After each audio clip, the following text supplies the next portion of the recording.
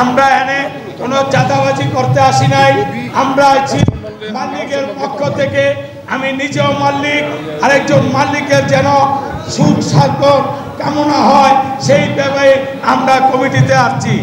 আমরা চাই প্রতিটা মালিক এন করে গাড়ি চালায়া 2 পয়সা উপার্জন করে আমাদের বাল বাচ্চা নিয়ে আমরা চলতে পারি।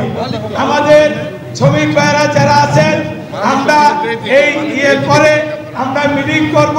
মিটিং করে আমাদের মালিক সমিতি, শ্রমিক সমিতি নিয়ে বৈশা আমরা এই রোডটারে সৌন্দর্য করব এবং এই রোডটা যেভাবে ভালোভাবে চলে সেই ব্যবস্থা আমরা করব। এখন আমি শুধু এই ঈদের জন্য আমি শ্রমিক ভাইকে বলবো যে আপনারা কমিটি যারা আছে কমিটির নিয়ম কানুন ভাবে গাড়ি চালাইবেন এবং কমিটি যে নির্দেশ দিবে সেই নির্দেশ মতো পালন করে গাড়ি চালাইবেন। আর মালিক ভাইকে বলবো ঈদের যেহেতু উৎসব, এখন গাড়ি রং করারও সময় নাই, এখন কি করারও সময় নাই।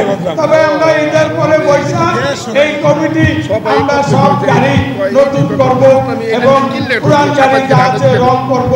গাড়ি কিভাবে চলবে সেই সিদ্ধান্ত করব। আমরা ঢাকা কিশোরগঞ্জ মালিক সমিতির সাথে মিটিং করব। ঢাকা কিশোরগঞ্জ মালিক সমিতির সাথে আমরা বসবো, বৈশা এই রুটটা কিভাবে ভালো করে চালান যায়, কিভাবে সুন্দরভাবে চলে। যাই হোক, আমার তো কইল শ্রমিক ভাইয়েরা আছেন, শ্রমিক ভাইয়েরা গাড়ি চালান, মালিকরা গাড়ি দিচ্ছে, শ্রমিক ভাইয়েরা চালান। গাড়ির মালিক হলাম এক হিসাবে শ্রমিক ভাইয়েরা, যে শ্রমিক ড্রাইভার হেল্পারে গাড়ির মালিক, মালিকরা হলাম গাড়ির সাথে চলে না, গাড়ির সাথে থাকে না। রাস্তায় ঘুরবেন না এবং রাস্তায় গাড়ি ঘুরবেন না এবং নিয়ম মতন চলবেন, নিয়ম ছাড়া কোনো গাড়ি চলবে না।